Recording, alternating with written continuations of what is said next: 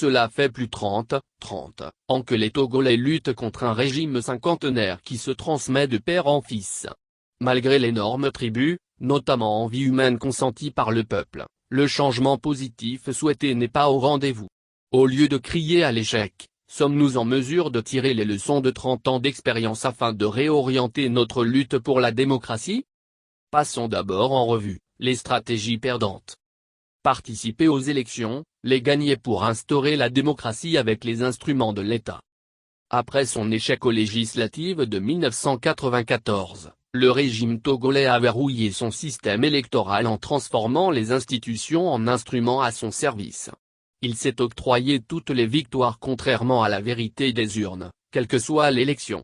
Dès lors, l'opposition ne dispose plus d'aucun ressort pour jouir effectivement de ses victoires dans les urnes. L'élection est devenue un simple instrument à activer pour donner un cadre légal à la confiscation du pouvoir. La vérité rougit les yeux mais ne les crève pas. Si vous êtes assez honnête avec vous-même pour reconnaître la vérité quand vous la voyez. Voici la vérité, aucune dictature ne perd jamais l'élection qu'elle organise, dans des conditions volontairement et hautement frauduleuses. Dans les conditions actuelles, l'élection constitue l'obstacle à l'avènement de la démocratie au Togo. Qu'est-ce que l'opposition peut encore dire au peuple togolais pour justifier sa participation aux élections dans ces conditions? 30 ans de pratique électorale n'ont pas donné aux Togolais la moindre chance d'établir la démocratie et de jouir de l'alternance. N'est-il pas temps de tirer les enseignements de cette longue expérience et de changer la nature de la lutte pour offrir d'autres perspectives aux Togolais? Participer aux élections, prouver la fraude et déclencher une révolution à partir de la contestation des résultats. Primo, il est quasiment impossible d'invalider un résultat frauduleux. 30 ans d'expérience togolaise nous le démontrent. En dehors de la Gambie et de la Côte d'Ivoire où il y a eu des interventions militaires, respectivement de la CEDEAO et de l'ONU, toutes les élections frauduleuses tenues dans l'espace CEDEAO ont été remportées par les organisateurs et validées par la CEDEAO. Comme vous le savez, les institutions qui organisent les élections au Togo sont toutes aux ordres du régime, y compris la Cour constitutionnelle. Dénoncer ou prouver la fraude ne sert donc strictement à rien.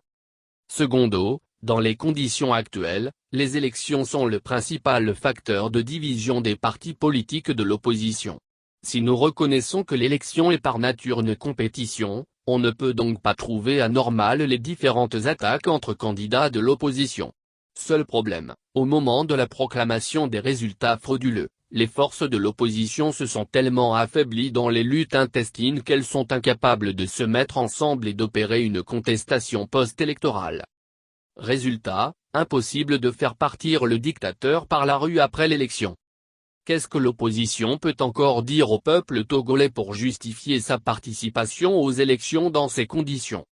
30 ans de contestation des résultats des élections n'ont pas donné aux Togolais la moindre chance d'établir la démocratie et de jouir de l'alternance.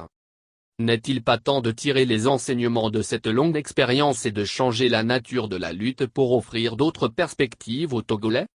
Négocier avec le régime la fin de la dictature et la cogestion du pays. Au Togo, nous avons connu 28 dialogues dont les accords n'ont jamais été mis en œuvre. La preuve, la crise persiste. Pire, les conditions de vie, les libertés publiques et les droits fondamentaux se dégradent considérablement chaque jour. À l'approche des élections régionales qu'il veut organiser, le régime togolais a initié un nouveau dialogue, encore un, avec des partis de l'opposition triés sur le volet. Peut-on espérer que ce dialogue s'y produise un résultat qui corresponde aux attentes des Togolais contrairement aux 28 précédents? Doit-on persister dans la voie de ce type de dialogue ou s'ouvrir sur la perspective d'une véritable résolution de la crise?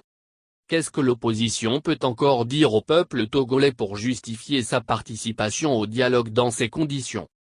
30 ans de pratique du dialogue n'ont pas donné aux Togolais la moindre chance d'établir la démocratie et de jouir de l'alternance. N'est-il pas temps de tirer les enseignements de cette longue expérience et de changer la nature de la lutte pour offrir d'autres perspectives aux Togolais?